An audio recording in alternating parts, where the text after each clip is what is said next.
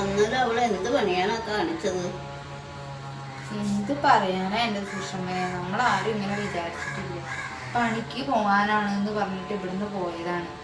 ഒന്നുമില്ലെങ്കിലും ഈ കുഞ്ഞിനെങ്കിലും അവളൊന്നും ആലോചിക്കണ്ടേ? ഇത്തിരിയില്ലാത്ത കുഞ്ഞല്ലേ ഇത്. അതിൻ്റെ ഇരിപ്പ് കണ്ടില്ല, സങ്കടപ്പെട്ട്. നമ്മൾ എന്ത് ചെയ്യാനാണ്? അവൾ ഇങ്ങനെ പോകുമെന്ന് ഒരിക്കലും ഓർത്തിരുന്നതല്ല. ജോലിക്ക് പോകണമെന്ന് പറഞ്ഞിട്ട് പോയതാണ്. അവിടെ പോയിട്ട് അവൾ ആഴ്ചയിൽ ഒരു ദിവസം വരുവുള്ളൂ എന്ന് പറഞ്ഞു. അപ്പൊ അവൾ അത്രയും പഠിച്ചതല്ലേ, നമ്മളിവിടെ വീട്ടിൽ കയറ്റി ഇരുത്തണ്ടല്ലോ എന്ന് വിചാരിച്ചിട്ട് പറഞ്ഞു വിടുകയും ചെയ്തു. ഇതിപ്പോ ഇങ്ങനെ ഒരു പോക്കിന് പോവാനാണ് എന്നുള്ള കാര്യം അറിയില്ലായിരുന്നു. എന്ത് പറയാനാ, കുഞ്ഞിന് തൊള്ളയില്ലാതെയാ. ചേച്ചി, ഇവിടുത്തെ വിശേഷമൊക്കെ ഞാൻ അറിഞ്ഞു. എന്താ അല്ലേ, അങ്ങനെയൊക്കെ ചെയ്യാവോ? കുട്ടീനെങ്കിലും ഓർക്കണ്ടായിരുന്നല്ലേ? അതേടി പെണ്ണ, ഇനിയിപ്പൊ പറഞ്ഞിട്ട് എന്താ കാര്യം? ഇങ്ങനെയൊക്കെ ആയിപ്പോയി.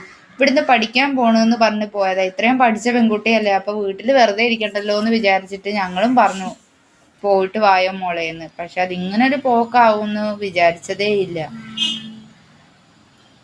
ഇവിടെ ഇപ്പൊ അവൾക്ക് എന്തിന്റെ കുറവായിരുന്നുണ്ടായിരുന്നത്?